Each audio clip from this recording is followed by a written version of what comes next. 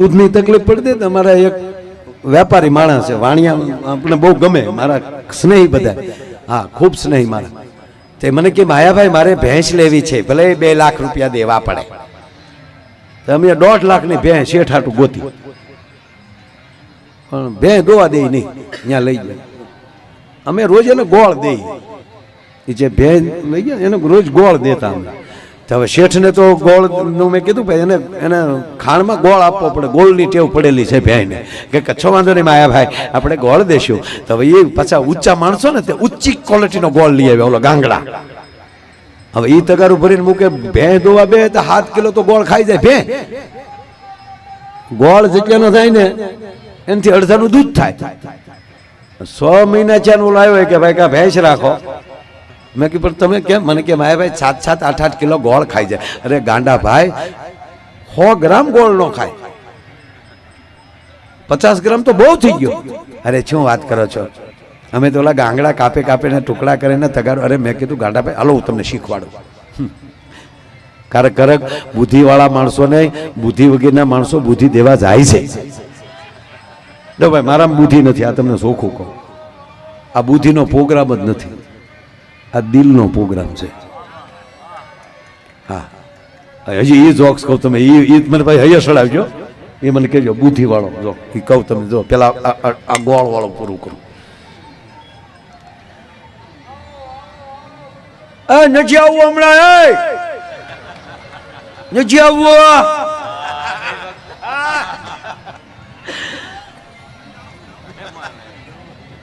પછી મેં શેઠને કીધું શેઠ હું આવું આ કયો ગોળ લાવ્યો તા હું એ નહીં રસી આવે ને ગોળની રસી એમાં થોડુંક પાણી નાખી અને આ તપેલું આ બકડીયું છે ને એમાં એ આમ લીપી નાખો તડકે મૂકી દો એ તડકે હુકાઈ ગયું હવે ભેંસ મોર મૂકો ભેંસ કેટલું સાટ્યા કરે અને ભેંસ દોઈ લેવાની ઓહો આવી ખબર જ નહીં માયાભાઈ મેં કીધું હજી શીખવા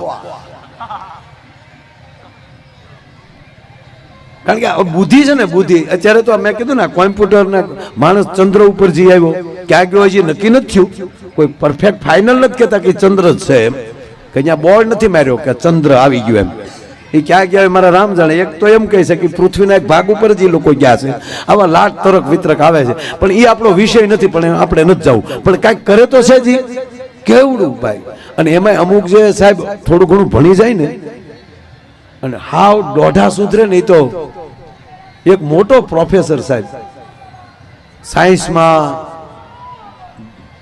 બધાયમાં અર્થશાસ્ત્રનો માણસ અવડો મોટો પ્રોફેસર નાસા સાથે સંકળાયેલો માણસ અને ભગવાનને મેળો ઠપકો દેવાનો સમાજને મેળો કે શું તમે બધા મેળામાં ટાઈમ બગાડો છો ઈશ્વર જેવું કઈ છે જ નહીં માણસ શું ન કરી શકે માણસ આકાશમાં ઉડી શકે છે માણસ સબમરી લઈને દરિયામાં જઈ શકે છે માણસ શું ન કરી શકે શું બધા ખોટા ટાઈમ બગાડો છો ભગવાનને ચૂક મારો દીકરા મારી હામો છો તું મેં તને બુદ્ધિ આપી તને હારી બુદ્ધિ આપું સમાજનો વિકાસ કર મરી જતા હતા શાર એકલા ઘૂંટવામાં શેલ દાદાની 3 વર્ષ ભણ્યા 8 વર્ષના છે ત્યારે શાર એકલા શીખ્યા હતા એને બદલે અત્યારે હાશી ખોટી વાત છે સાહેબ મેં ઘૂંટેલા છે 2 વર્ષ ત્યારે શાર એકલા આવડ્યા હતા એને બદલે અત્યારે 3 વર્ષનું છોકરો મોબાઈલના લોક ખોલ નાખે કે નથી ખોલતો ખોલ નાખે દેતાની મોબાઈલ હાથમાં ઓળખી જાય ડો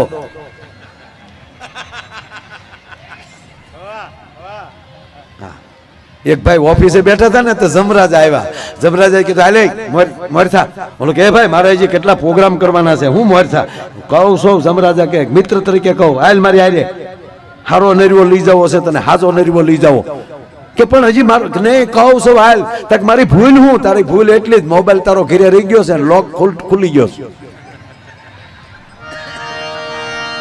અને 2-3 મેસેજ આવી ગયા છે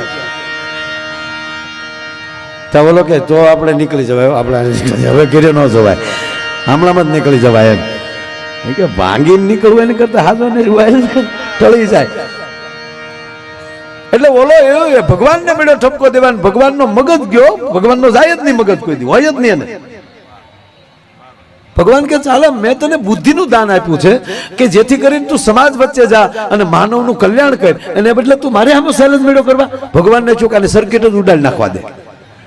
તો ભગવાનને સર્કિટ ઉડાડી નાખવે ને, આખી મેમરી જ વહી ગઈ. બસ આવું થઈ ગયું, મેમરી વહી ગઈ. ખરેખર નતું આટા જ વ્યાજ પ્રોફેસર જેવા માણાના રોડે ચડે ચીજી ભોંપ ભગવાનને ચૂક ગયો હવે બરાબર, પણ ભગવાનને એમ છો હજી આની પરીક્ષા કરી લઉં. માનવ બનીને ભગવાન ધરતી ઉપર આવ્યા અને પરીક્ષા કરી, અને હામાં મળ્યા. જય સોમનાથ, ચીજી, જય શ્રીરામ, પોપ, જય શ્રી કૃષ્ણ. ભગવાનને ચોકાને ગયું, તારું નામ શું છે? નીચી કબાઈ. ક્યાં ગામનો છો? નીચી કબાઈ કીધું ને. તાર પપ્પાનું નામ? નીચી કબાઈ કીધું ને. તાર દીકરાનું નામ? નીચી કબાઈ. તારા ગામનું નામ? નીચી કબાઈ. તું હું હતો? નીચી કબાઈ. તારી પત્નીનું નામ? ચંપા. ભગવાન કે તારી ભલી થાય, મેમરી ઉડી ગઈ પણ વાયરસ રહી ગયો થોડો. આ તમને કેવલ જોક્સ લાગ્યો ને? હાવ. હવે સાંભળો, તમારા મગજમાં હશે ને તો ઈશ્વર કાઢી નાખશે, પણ દિલમાં હશે ને, હૃદયમાં ઈશ્વરની તાકાત નથી, ન કાઢી શકે ભલામણ. એમ જેની સાથે રહ્યો ને એ દિલથી રહ્યો, હૃદયથી રહ્યો, મોજથી રહ્યો. કઈ વાત કરતા હતા? હે?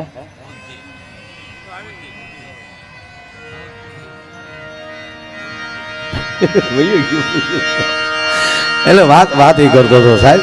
મારો કહેવાનો મતલબ એ છે કે જેને હારે રહેવું એ લાગણીથી. આજે મેં કીધું ને કે અમે જે મોજથી જે જીવીએ છીએ એનું કારણ શું છે કે અમારે મગજ જ નથી. આ મગજ હોય તો આ ધંધો કરીએ સાહેબ, આખી રાત તળેલા નાખવાના. ના, વાત જ્યાં મૂકીથી ત્યાં લઈ આવ્યું. ઈશ્વર દરેક વ્યક્તિને કાંઈક ને કાંઈક જવાબદારી સાથે મોકલે છે. હું આ દેશના કોઈ પણ ઉદ્યોગ વાળાને જોઉં ને તો મને એની અંદર ભગવાનના દર્શન થાય છે. હું જરાય રૂડું નથી લગાડતો અને કાંઈ કોઈની ઘરે કાંઈ એવી વાત નથી કરવાની, પણ એક ઉદ્યોગપતિને ઈશ્વર મોકલે છે ને એમાં મને વિશ્વભરની દર્શન થાય. શું કામ? એક ખાલી 50 ઘંટી હીરાની હકારતો હોય તો એ 200 પરિવારની જવાબદારી માટે ઈશ્વરે એને મોકલ્યો છે. જા 200 પરિવારની તું જવાબદારી લઈ લેજે. આ રિલાયન્સ અને રતન ટાટાને તમે લઈ લો તો એને કેટલા પરિવારની જવાબદારી લીધી. એમાં ખાસ કરીને ડાયમંડ, બિલ્ડર લાઈન, હે હીરામાં તમે જુઓ 25 લાખ યુવાનો આજે હીરામાં કામે છે. કોઈ એવી સુવિધા કે 4 ચોપડી પાસ ને 5 લાખ રૂપિયા પગાર આપી શકાય એવું? અભણને 2 લાખ આપી શકાય એવી છે સુવિધા? તો સાહેબ એ શેઠિયા કેવલ રડવા નથી આવ્યા, આવા કયકની જવાબદારી લઈને આવ્યા છે ભલામણા. માયાભાઈનો એક પ્રોગ્રામ થાય તો કેવલ માયાભાઈને આયોજકોએ પેમેન્ટ આપી દીધું લઈને વહી ગયા નહીં.